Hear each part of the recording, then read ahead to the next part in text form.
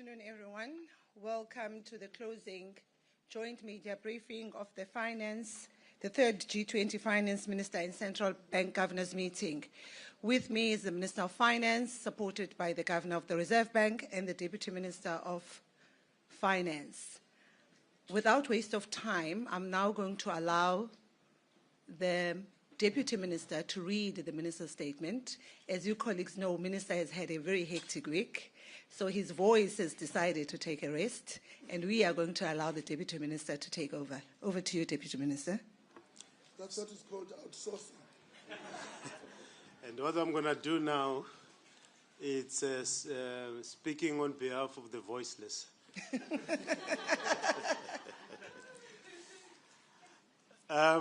The statement reads as follows. Third meeting of G20 finance ministers and central bank governors. The third meeting of the G20 finance ministers and central bank governors took place on 17 and 18 July 2025 in Durban, KwaZulu-Natal, South Africa, to advance the theme of solidarity, equality, and sustainability. The National Treasury and the South African Reserve Bank are jointly responsible for overseeing the work of the G20 finance track under the chairpersonship of Minister Enoch Godongwana and Governor Lisicha Kganyago. This was the final finance ministers and central bank governors meeting of the G20 presidency on the vibrant continent of Africa, concluding as the people of South Africa celebrated Nelson Mandela Day.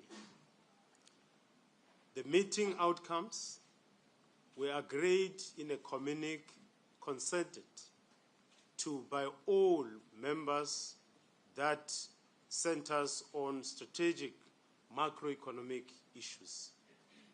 The second G20 communique agreed on the African continent since the establishment of G20 is now available on the G20 website. The meeting delivered productive and constructive discussions on Africa, the global economic outlook, macroeconomic stability, the international financial architecture, sustainable finance, global health, infrastructure, tax, financial issues, and financial inclusion. Further detail on the discussions is recorded below. On the first day, ministers and governors recognized the challenges posed by conflicts, geopolitical and trade tensions, disruptions to global supply chains, high debt levels, and frequent extreme weather events and natural disasters, which impact on economic growth, price and financial stability. They agreed to bolster long-term economic growth,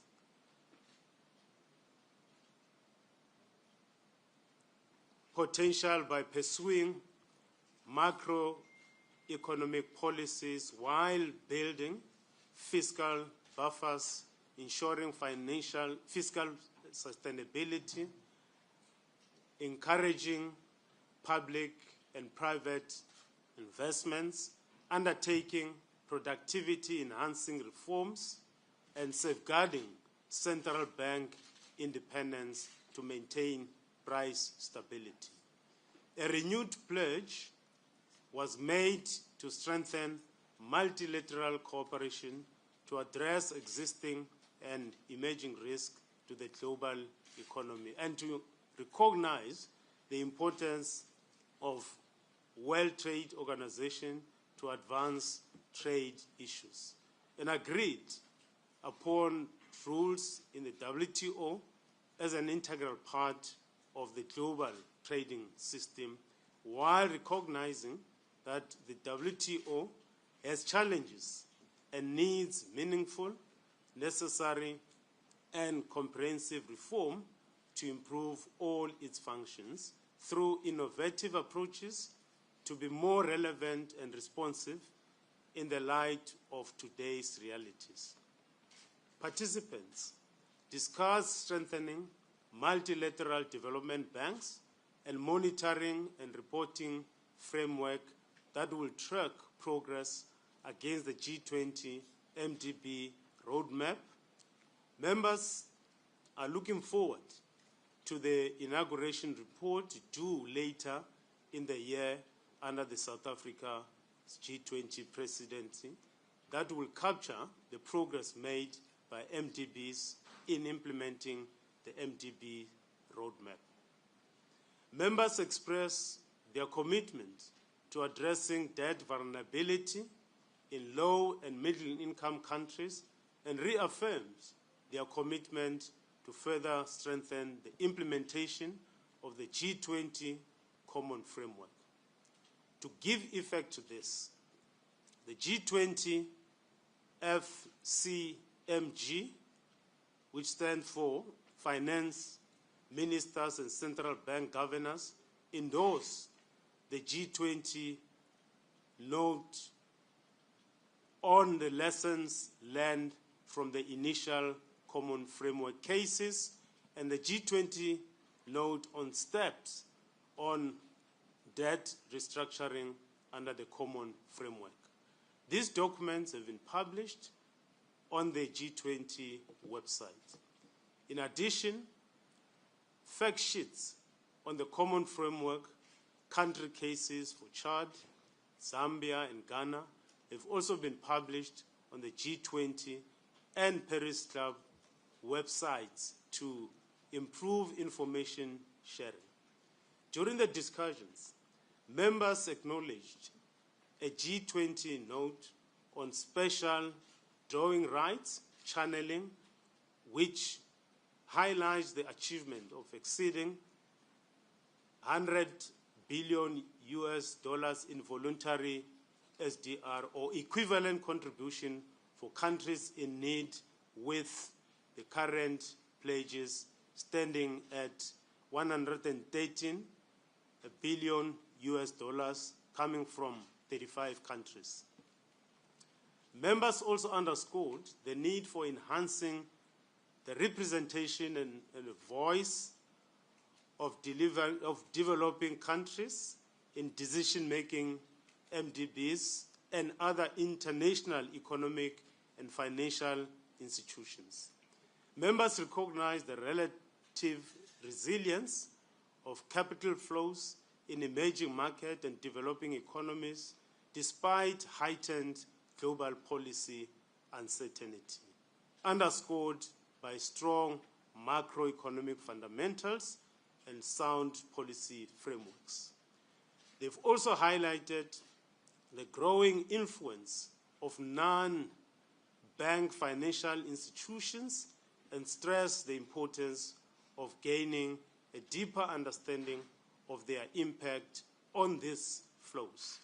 Members further emphasize the significance of structural reforms in fostering long-term sustainable capital flows to emerging economies and developing countries. Ministers and central bank governors considered key recommendations for enhancing collaboration among vertical climate and environmental funds, multilateral development banks, national development banks, and the private sector.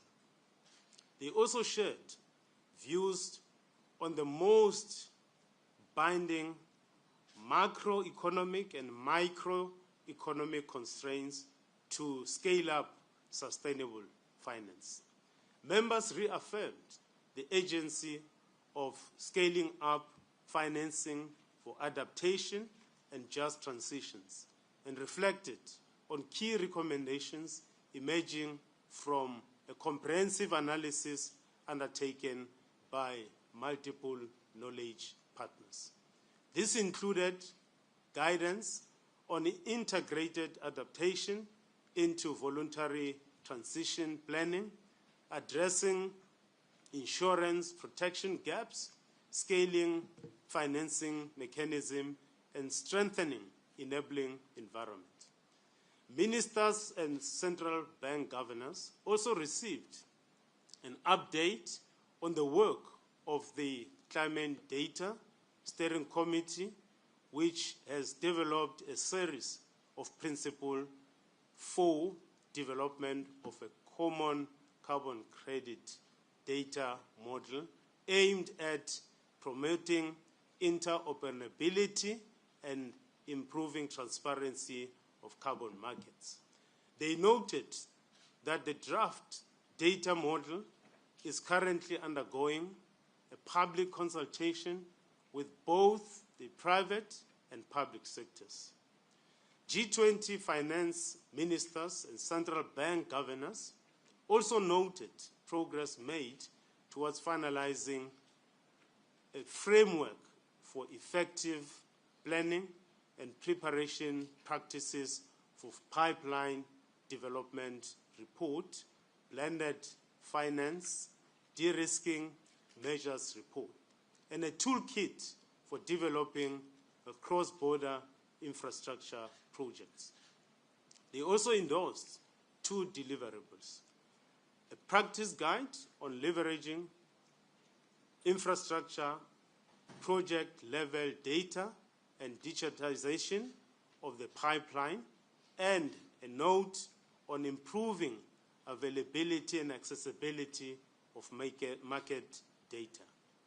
Collectively, these reports will support credible pipeline development by addressing data challenges that hinder substantial private sector participation in the public sector infrastructure. The meeting reaffirmed commitment to addressing vulnerabilities and promoting an open, resilient, and stable financial system, including the full and timely implementation of all agreed upon reforms and international standards such as Basel III. The meeting supported the FSB's work to NBFI data availability challenges, as well as recommendation for addressing systemic risks from NBFI leverage. Members reaffirmed their commitment to the effective implementation of the G20 roadmap for enhancing efficiency and safety of cross-border payments. Members acknowledge the critical role of international standard-setting bodies, including Financial Action Task Force, which is, we usually call it FATF for short, Financial Stability Board, and Bank for International Settlements. Participants also backed innovative approaches to extend usage of financial services amongst individuals and small businesses, building on the presidency's moving from access to usage paper. Members agreed to continue engaging constructively to address concerns regarding Pillar 2, global minimum taxes, with the shared goal of finding a balance and a practical solution that is acceptable to all. The meeting also affirmed a commitment to facilitate further progress to stabilize the international tax system, including a constructive dialogue on the tax challenges arising from digitalization of the economy. These efforts will be advanced in close cooperation across members of the OECD and G20 inclusive framework, preserving the tax sovereignty of all countries.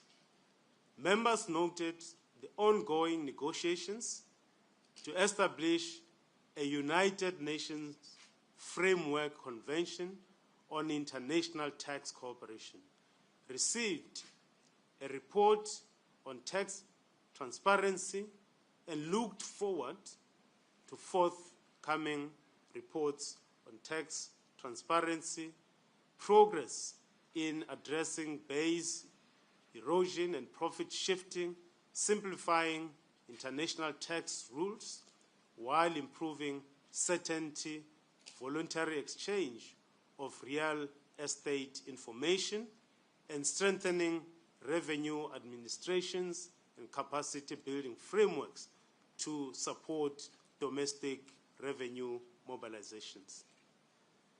Members underscored the importance of aligning finance and health priorities to improve pandemic prevention, preparedness, and response, and bolster efficient and effective health spending. They welcomed updated guidance on health security financing and stimulation exercises, and committed to continued collaboration with the Pandemic Fund and other global health mechanisms. Finally, ministers and governors again turned their attention to key impediments to growth and development in Africa. Participants welcomed analytical work conducted by international organizations and the South African presidency's proposed next steps, which will include exploring a medium-term framework for how the G20 can best support growth in Africa. The South African presidency also hosted a number of side events, including a key forum on further strengthening the compact with Africa, a seminar discussing how artificial intelligence may affect productivity and labor markets, discussions on mobilizing private investment for sustainable growth in Africa, enhancing growth, cross-border payments in sub-Saharan Africa, and addressing natural catastrophe insurance protection gaps. The finance ministers and central governors meeting will convene in Washington, D.C. on the sideline of the annual meetings of the World Bank Group and the International Monetary Fund in October. South Africa will then host the G20 Leaders Summit in November this year during our summer. And as the statement will be released, if you have any inquiries, the email is also laid out there. I thank you. Thank you, Deputy Minister. Indeed, the statement has been released and is sitting on our website and also the communique. May I now invite questions and ask colleagues, as you are taking on questions, if you can stand up, identify yourself, and then pose your question. Thanks. I see Reuters. Good. Good afternoon, Deputy Minister, Minister and Governor. Kopanogumbi from Reuters. Just two questions. Firstly, can you detail the key compromises that were made to achieve consensus on this communique and how you managed to successfully convince the United States to sign off on this communique? And then secondly, to the Governor, the communique emphasizes central bank independence quite prominently. Could you elaborate on why this was a priority for the G20 this time around? Did US President Donald Trump's latest comments to the Fed chair have any bearing on your decision to emphasize this? Thank you. Thank you, Kopano. Number two. Mahlatsi. I have number 2 here, then you'll be number 3. Thanks. Thank you. Good afternoon. Nokanya Mdambo from EWN. Can we, just jumping on to Kopano's question on the communique, get a sense of the issue on sustainable financing and the issue on defining that specifically? What was the issue there, and what was the agreement finally in terms of defining or how to define sustainable financing? And then can we also just get an update on where we are with the Cost of Capital Commission that was established earlier this week? Can we get a sense of where the work is at the moment? And then just the issue of cross-border payments, please, in terms of the discussions about how to get around the regulatory frameworks. What were the discussions about that, and where do we stand there? Thank you. Thank you. Number 3. Hi, I'm Kanika Seigel from the Africa Report. Just one question. You talked about the debt vulnerabilities and the debt situation that we're seeing across Africa. I'm just wondering, when it comes to plans for restructuring, how are you hoping that the discussions that you've had during these meetings will help reduce the time it's been taking to have restructuring done for some of these sovereigns? Thank you. Now handing over to the panel. Minister, I don't know whether you want to answer with your strained voice or you are going to deploy the answers. Governor. All right. Over to you, Governor. I will only answer central bank questions.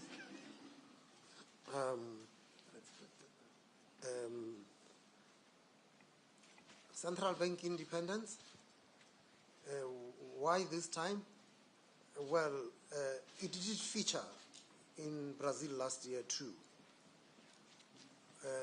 And so central banks had embarked on a process when faced with the zero lower bound to do quantitative easing. When you are no longer at the zero lower bound and inflation is rising, you're going to have to almost call it quantitative tightening, but you are having to unwind the quantitative easing. There had been contestations about central banks around the globe. It was, pronouncements were also made in Europe and all of that. And at the meeting of the IMF in Washington in April, the issue of central bank independence came very strongly there. Unfortunately, there was no communique at that time. And this time round, because a communique could be issued, then you are seeing it. The last time we had a communique was in Brazil last year in the G20, and the IMFC, which is another forum where these things are discussed, have not had a communique for a long time now. So, came out strongly in the conversations about the importance of central bank independence. These things, most of the time, they feature when people get concerned about inflation. They say, we need somebody to deal with, or some institution to deal with inflation, and we happen to be that. Cross-border payments. And how do we get around the regulations? No, we are the regulators. We set the regulations. So, we are making regulations to work to deliver the regulatory objectives. And the regulatory objective here was to have fast and efficient and cost-effective cross-border payment systems. And in that journey, we had to find out what was the problem, and we call them frictions. And so what we found was that there wasn't regulatory and supervisory certainty from people. So as regulators, we had to give and state what our regulatory and supervisory expectations are. What do I mean? When you ask the financial sector, private sector, and you say that these are the regulations, their interpretations is to take it to the maximum possible because there is too much cost in non-compliance. And so the key standard that had to be dealt with was recommendation 16 of the Financial Action Task Force. Recommendation 16 is sometimes called the travel rule. And so over the years, this standard had been in place. It had not been reviewed for 20 years. And yet the financial system had evolved so much. So it's been reviewed, and on the 18th of June, FATF released that standard together with the guidelines so that they provide their regulatory and supervisory expectations. That was just the one friction. The other friction had to do with capital controls and compliance with capital controls that raises the cost and the speed and reduces the speed of cross-border payments because everyone waits and wants to tick every box before the money could actually be released. And so the committee that I chair with Governor Fabio Panetta of Italy, it's called the Cross-Border Payments Committee, that had to look at this, and a number of regulators had to be coming together to find those frictions so that you can actually bring down the costs. So it was not going around the regulations, but making sure that the regulations do not hinder cross-border payments. That's about the central banks. Thank you, Governor. Just before DG and DM answer, you can see why I've outsourced. Let me answer, just correct one issue related from EWN. Nokukanya. Nokukanya. There's nothing called a cost of capital commission. Does not exist.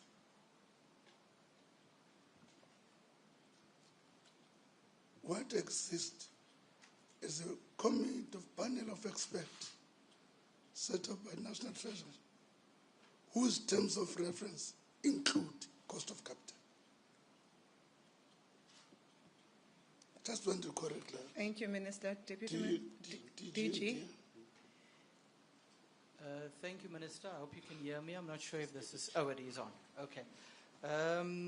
Just to come in on those other questions you've covered, cost of capital, Minister. So cost of capital is being considered in two parts of the G20's work. The one is what the ministers just mentioned, which is the Africa panel chaired by former Finance Minister Trevor Manuel. And then what we've also done is to request 4 notes by international organizations on 4 areas that matter from an Africa growth perspective. And one of those areas is cost of capital. And the note in that case, which is a note that was done as part of our G20 presidency, was done by the African Development Bank. That was part of a broader suite of notes that also looked at other impediments to growth and development in Africa, which included macroeconomic vulnerabilities, infrastructure, and the quality of institutions. So what was very important for us is to locate the cost of capital work in the right context, along with the other challenges faced by the continent. There was a question on debt restructuring as well. I think and it was specifically around the implementation of the common framework. I'm not sure who asked that question. Yeah, it was specifically around the common framework, and There are a couple of very practical areas where under our presidency we've managed to make some good progress. The one has been that we were able to publish a G20 note, so endorsed by the G20, on the different lessons learned from the Common Framework implementation process, as well as a note that outlined the debt treatment steps. And those were specifically designed to help us improve the way in which situations of debt distress is dealt with. In addition to that, there was also a note on lessons learned and case studies of the previous Common Framework cases.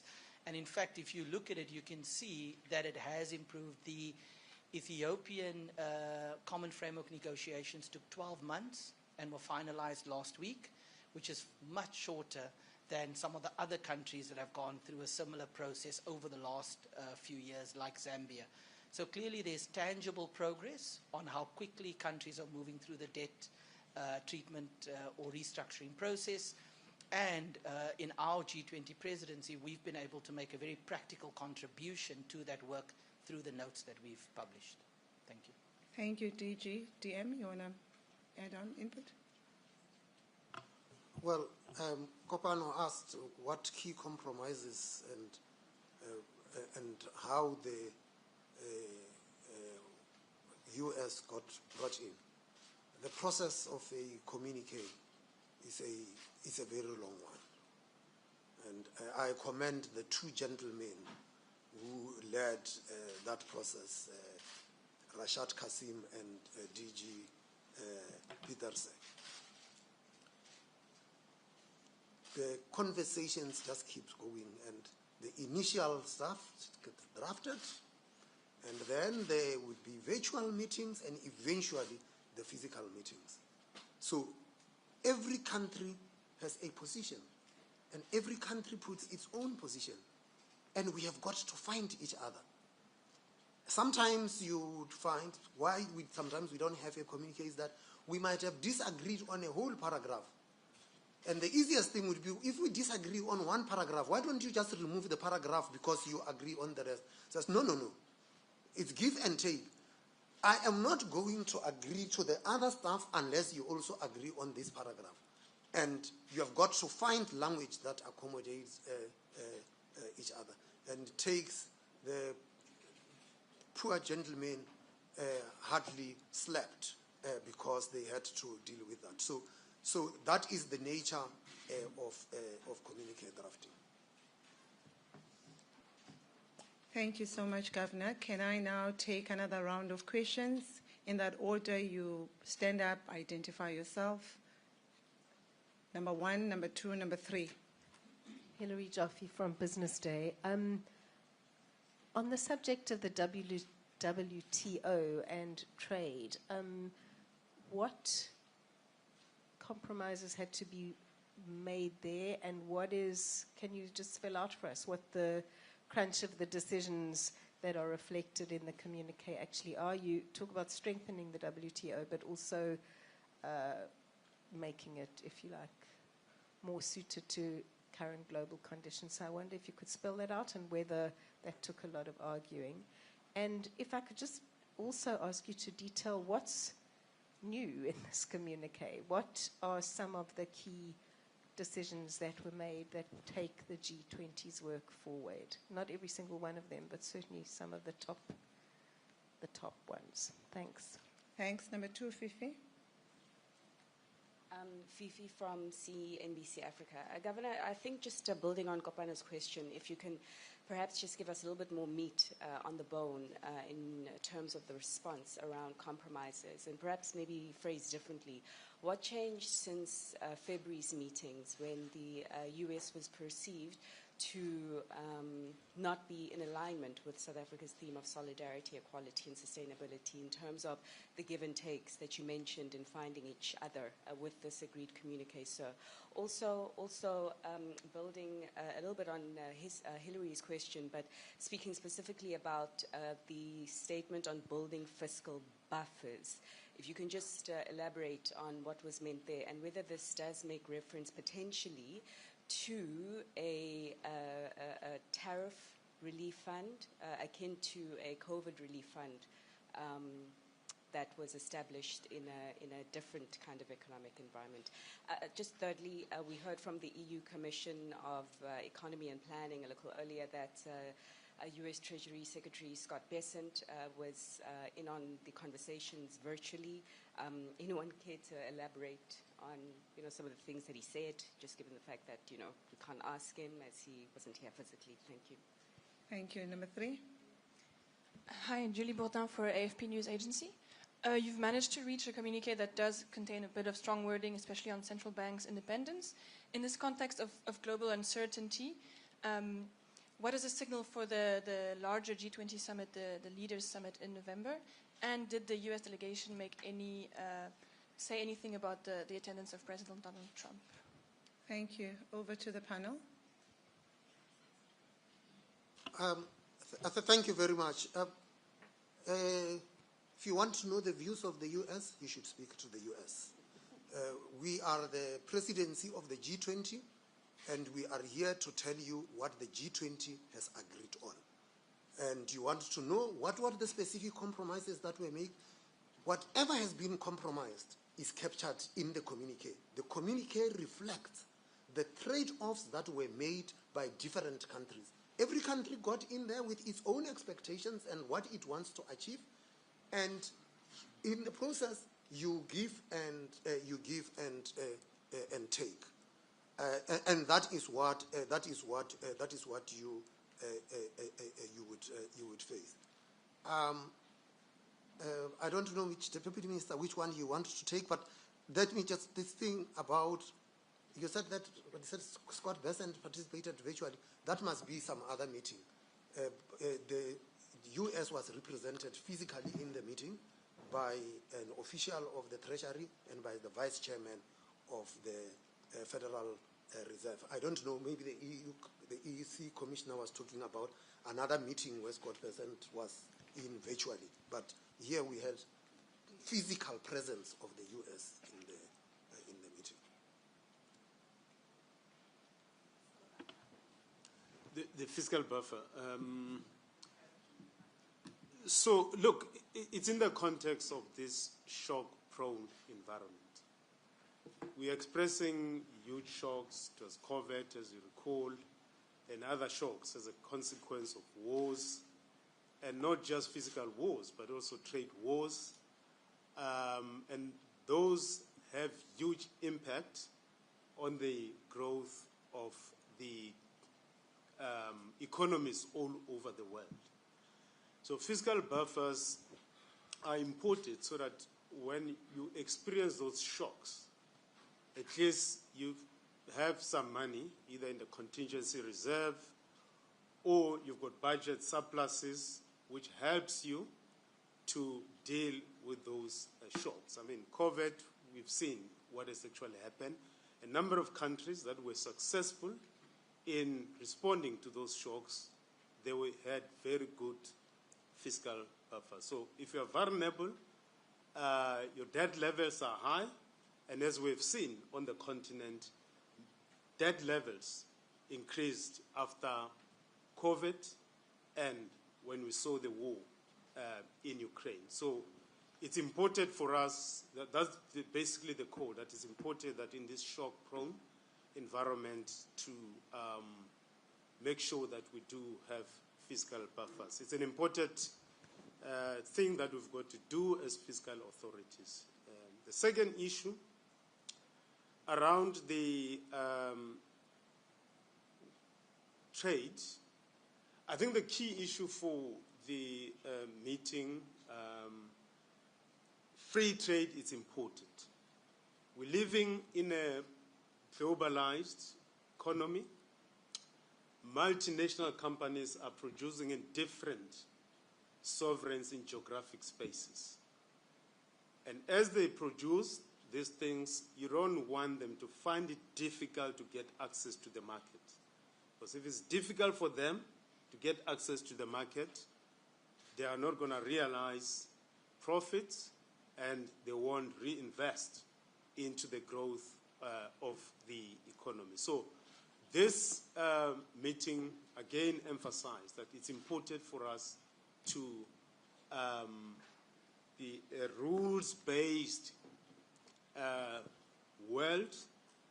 The multilateral institutions that have been set from after the Second World War and the First World War, it's important for us to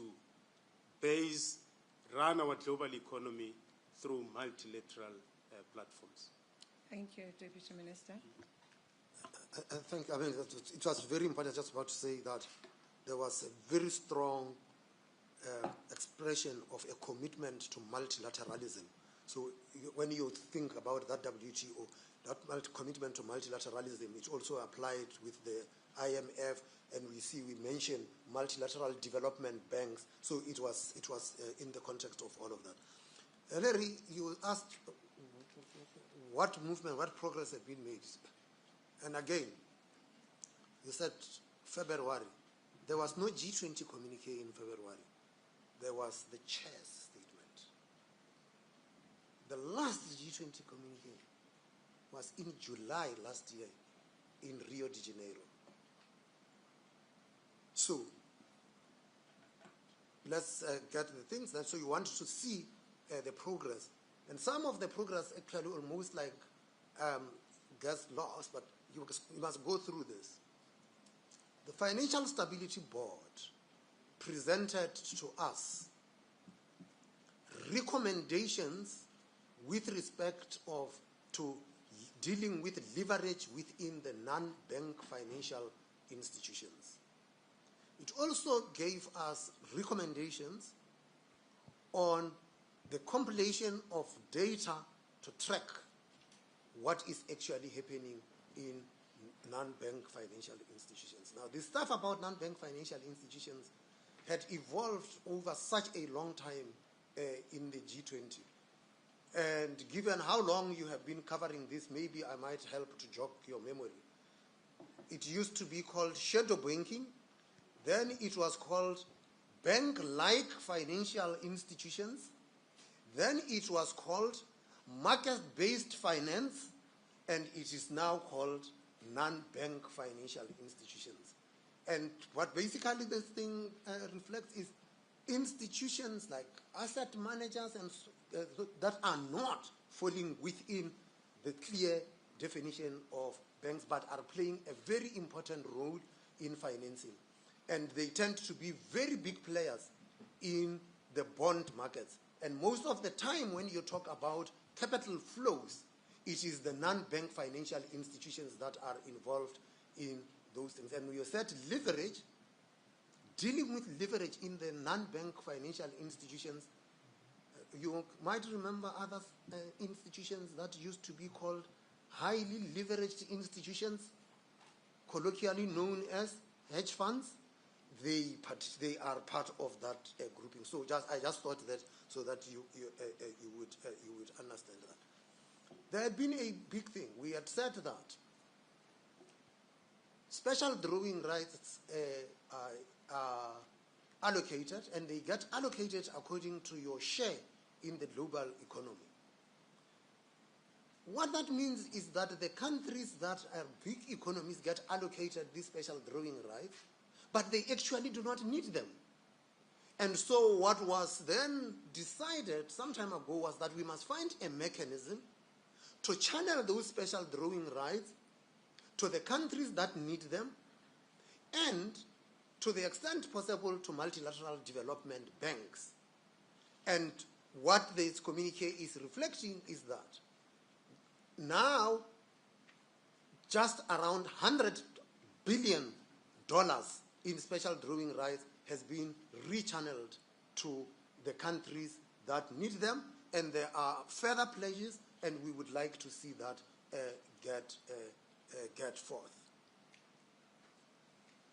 I've told you about the cross-border payments, and I've said that the big change that had to be noted is what we have done with giving regulatory and supervisory expectations. So, and again, you would realize I've stuck in my lane. That's the stuff that has to do with central banks. Thank you. DG, do you want to add on? Thank you, Cleo. Just maybe a...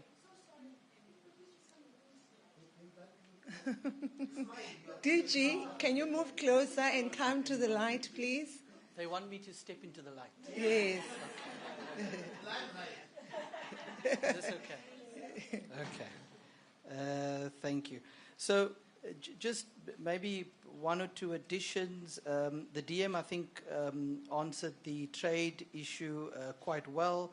I think it's worth adding that in addition to the points about the nature of the openness of our trading system, I think the communique also talks very clearly about the centrality of the WTO and its role in that. And I think that's an important point to make, in the same way that the communique reaffirms the IMF's role as being at the center of the global financial safety net. So I think that's worth adding. In terms of what has changed since February, there's obviously what you will notice in the communique is that at this point in our presidency, there's quite a lot of work that's been completed. So as you go through the communique, you will see references to specific items of work that is done. I referenced the G20 work on debt treatment, the notes that was published there, but in each of the sections you can see that there are various other references to work that has been concluded. And that's a key part for anyone's G20 presidency, is to be able to highlight some of the work that has come through. You can see that in the infrastructure section. You can see it in the health section as well, and a few other sections. And of course, the easiest way is to read, as the governor said, the chair's statement from February side by side with the communique to get a very good sense of what has changed. And then just one more point.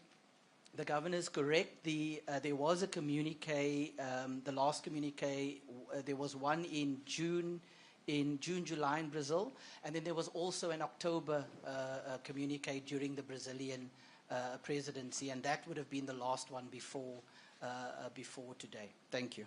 Thank you, DG. Colleagues, I'm now going to take a last round of questions. I thought, DG, you would have emphasized progress of the infrastructure and also say, by the way, both of us and the Americans liked that section.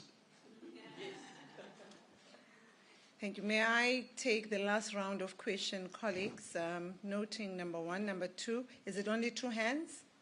Number three, only three? Happy? Is it four? I thought it's three.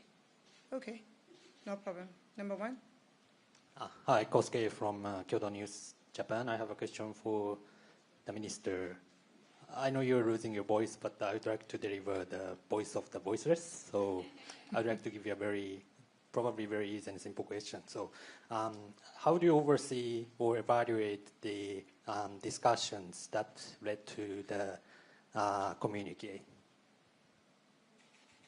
Number two? Where did you say number two? Okay.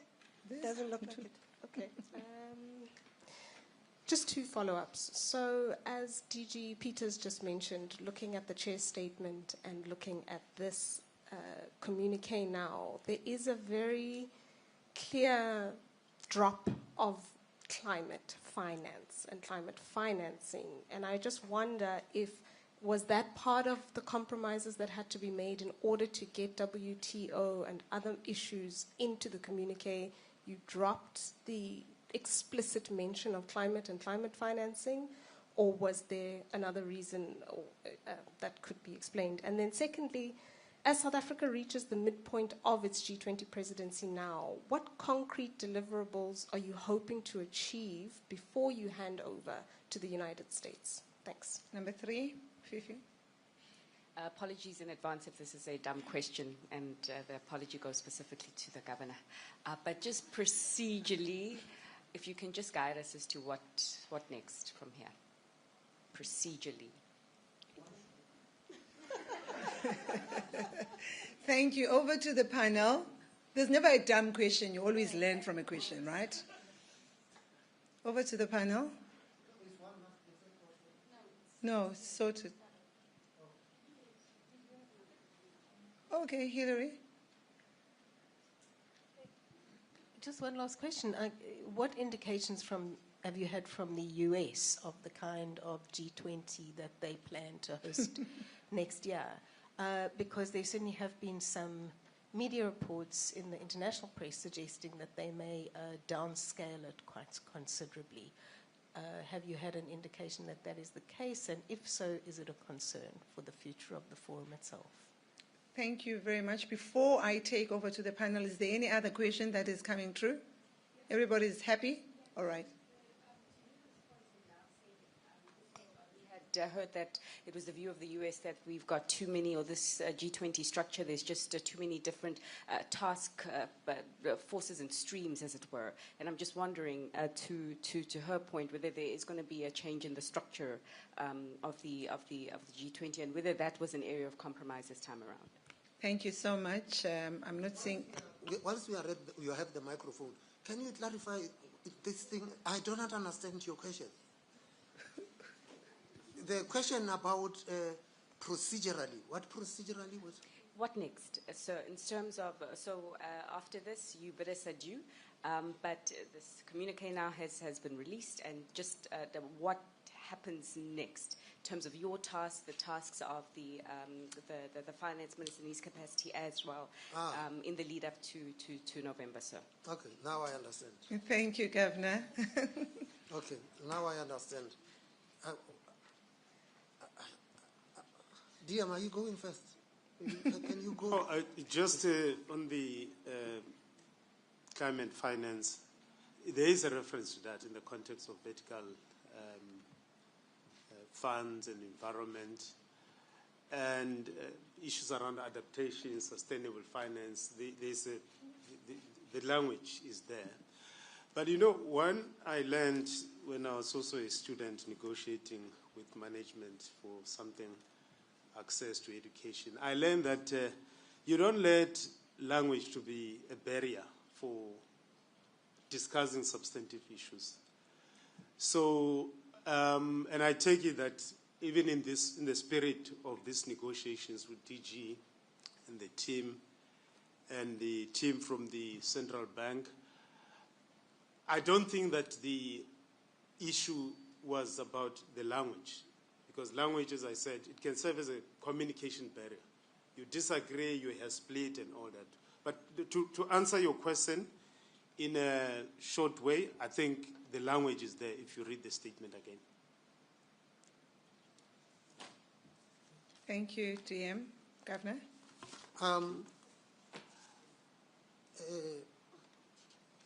There is a whole section, Kopano, on sustainable finance, and it deals with these things.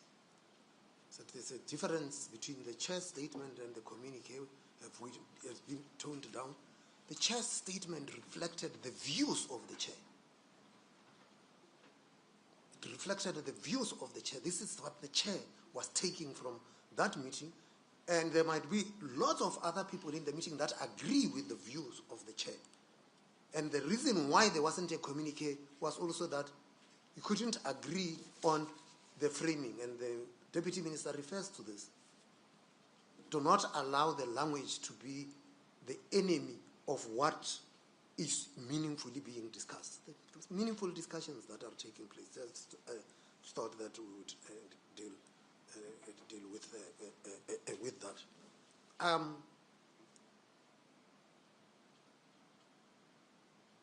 The USA is streamlining the thing. It would be very useful to hear it from them, because we do not know. But streamlining the work of the G20 is nothing untoward. We did it. We streamlined the work of the G20. We even decided we are not going to add new things. We will rather lift things up. So the point here is that we are the last one to chair. What has been happening is that every chair added new items on the G20 agenda, and nothing fell off. And so you can then imagine, having gone full circle, how the agenda is actually looking like. So it's a genuine question to say that we must streamline the agenda. The agenda also gets complicated. Remember that when the G20 started, it was just finance ministers and governors. Now there is one for health ministers, for labor ministers, for think tanks, women, for youth, small and medium enterprises. So you get. They said we must have one for media, the fourth estate. Okay, so that is the thing. How do we evaluate the discussions leading to the communique? I'd say to you, very collegial, very positive. We wouldn't be having a communique if the conversations were not collegial. And again, the credit goes to the two gentlemen who are standing there, who are not on the podium. It is the work they did in that respect. Let me just add. DG, may I invite you to the podium? Let me just, before DG, let me just give you an indication. If we set up a trade division of G20 in an environment when the Americans are taking WTO, invariably we're assisting, in my view, we're assisting in destroying the WTO. We've got to be careful about that. The same applies with having separate meetings for labor when we have in ILO. So if you ask me, teaching normally don't want me to talk a lot because I normally off-ramp. So I normally off-ramp. No off-ramping. Because if you ask me, you'll find that the Americans will find support among some of us. It's too convoluted, this thing, as it stands. Thank you, Minister. I'm pleased because it sounds like the voice is coming back.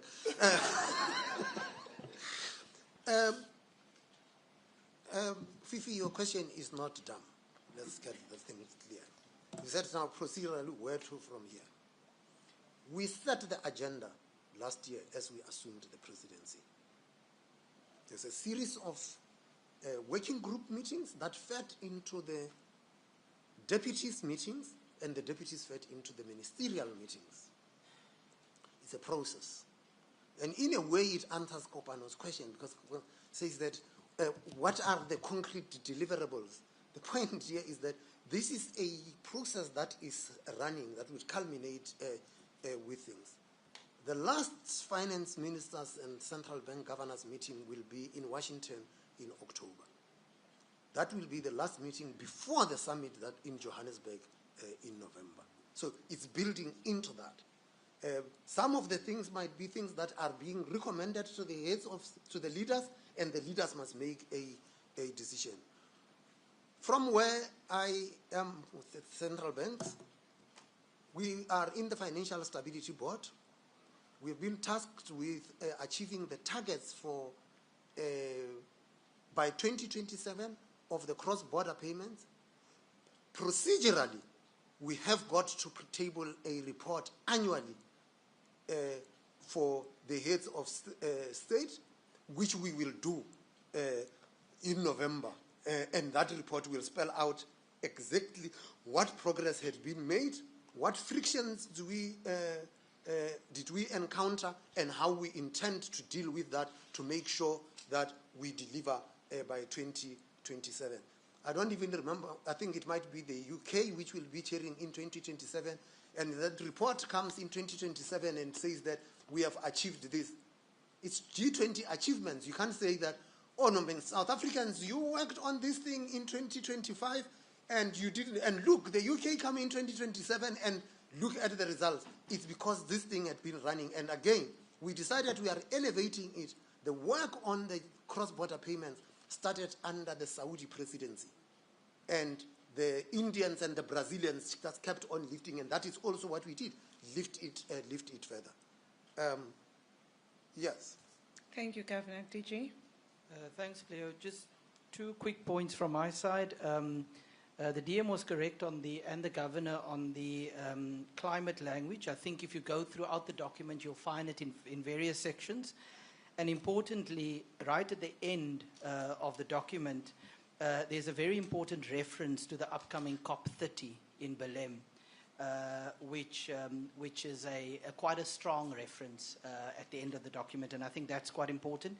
In terms of the deliverables, we, of course, publish the deliverables as they go on the G20 presidency website, but one of the things we could do is to make available a document containing a list of the deliverables that we've achieved thus far, plus the ones that we are planning to do. And this will be in terms of specific documents that have been finalized, side events that have been hosted, dialogues, and so on and so forth. So if that's helpful, that's something, Minister, Governor, and DM, that we can make available to the media. Thank you. Thank you. Before the panel, we have Bloomberg. I call it a Mandela Day question. Thanks. We share a birthday anyway. Happy birthday. Thank you. Matt Hill, and I write for Bloomberg. I was hoping you could talk a bit more to give us a sense of how difficult and how significant it has been for South Africa to be able to deliver this communique today, especially looking at the current context of the world's geopolitics with all these tariff wars and a lot of friction going on. And perhaps if you could say whether that is reflected in the state of your voice, Minister. Thank you so much. As we respond to that question, I would like also the panel to make closing remarks. Thanks. Over to the panel. Matthew's question. Matthew's question, how significant is this moment for South Africa? Look, I said to somebody since Indonesia, which was tough. Mind you, Indonesia, we had Indonesia immediately after Russia attacked Ukraine. It was a very, very, very tough presidency. When I compare ours to 2022 in Indonesia, because it happens in this environment when there's a changing geopolitical situation which confronts us, and we're hosting it, being a small player, by the way. So it has been difficult. What they did not show, there's also some minor things behind the scenes which were playing that way, even in the formulations you are talking about, Kopan. So it has been a difficult one in this environment. I compare ourselves to the 2022 Indonesian scenario when everything was up. So to achieve what we've done in that environment, I think, in my view, it's a huge success. It's a huge success in that environment. You must understand, it's even in the Shepherd track, it's even difficult to move. At least in our track, we can get the Americans to participate. In the Shepherd track, they're not. So in that sense, I think, to me, is a major success. But the environment has been difficult. I compare it to the 2022 Indonesian situation. Thank you, Minister. Deputy Minister, Sampai. Look, my last words, we're facing all the problems humanity has. No nation states can solve them alone. These are global problems. The pandemic doesn't know borders. COVID did not ask whether this is South Africa, America, Japan. It hit the entire world. Similarly, the climate change doesn't care about borders. If it hits the entire world. Companies now, they are globalized. Ford is operating in Silverton in Pretoria. It exports to the US. And therefore, it's also in the interest of the US to allow, or any country to allow the global economy to be run on the basis of multilateralism. Because otherwise, if we keep fragmenting and not solve problems collectively beyond nation states, through nation states, of course, humanity will be in crisis. And I think for me, this G20 moment which also produced a communique, is an important indication that the world requires all of us to come together and solve the problems. Thank you, DM. Governor, your parting shots, your closing remarks. I agree with the Deputy Minister. Thank you so much. Thank you, everyone, for participating. We've come to the end of the media briefing. The panel may leave the room. I'd like to thank each and every media person that is here. You've been it was great hosting all of you. We've worked well together. I hope we continue to work in this manner. Thank you. Meeting is adjourned. Thanks. You want to clap? Clap.